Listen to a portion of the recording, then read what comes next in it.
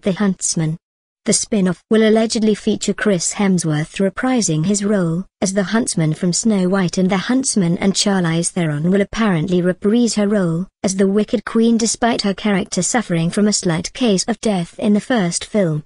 What is now official, according to the trade, is that Kristen Stewart will not be back as Snow White. Sadly, this was the plan all along.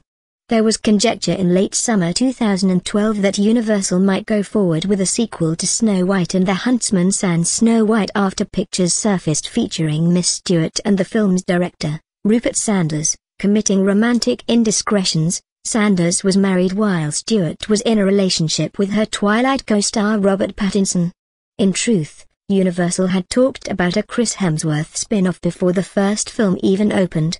Universal successfully sold Snow White and the Huntsman as a female empowerment action fantasy partially on the drawing power of Kristen Stewart, all the while plotting to toss her out of the franchise in favor of a male-centric spin-off. Snow White and the Huntsman is not a very good movie and Kristen Stewart is not very good in it. She's better in The Runaways or Adventureland.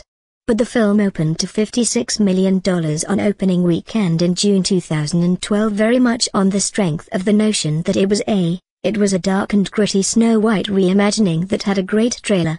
It was a dark and gritty Snow White reimagining that starred Kristen Stewart. The too expensive picture, $170 million, ended its domestic run with a solid $155 million and a pretty decent $396 million worldwide. Without discounting Chris Hemsworth fresh off The Avengers and Charlize Theron as added value elements, the film wouldn't have made as much money as it did without an actress with Stewart's mainstream drawing power. Love or hate Twilight, but the series created a large and rabid fan base for the once and future indie film actress, and that was the fan base that helped propel the action fantasy to $56 million on opening weekend when official tracking said something closer to $35 million. Kristen Stewart delivered but basically lost her job to a man anyway.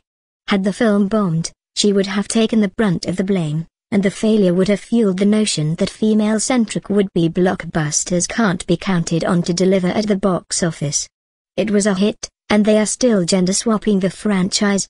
In an industry where the success of The Hunger Games means that Liam Hemsworth gets his own star vehicles, where Transformers, Age of Extinction's Jack Renner will surely get more opportunities for leading roles or meaty supporting roles than Nicola Peltz, and where the initial reaction to the success of the Twilight saga was I am number 4, it's Twilight, but told from the guy's point of view, it is worth noting when a hit Snow White film results in a sequel sans Snow White.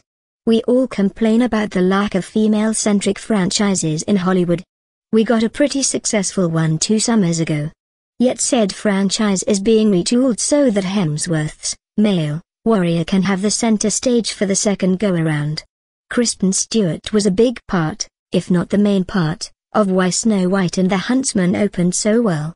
The notion that a spin-off starring Chris Hemsworth, a fine and charismatic actor but sadly not face on the poster box office outside of the Marvel Universe, reprising his role as the guy with the axe will gross anywhere near the amount of money as a film featuring Kristen Stewart as an iconic fairy tale character, star plus concept, is indicative of undue optimism at best.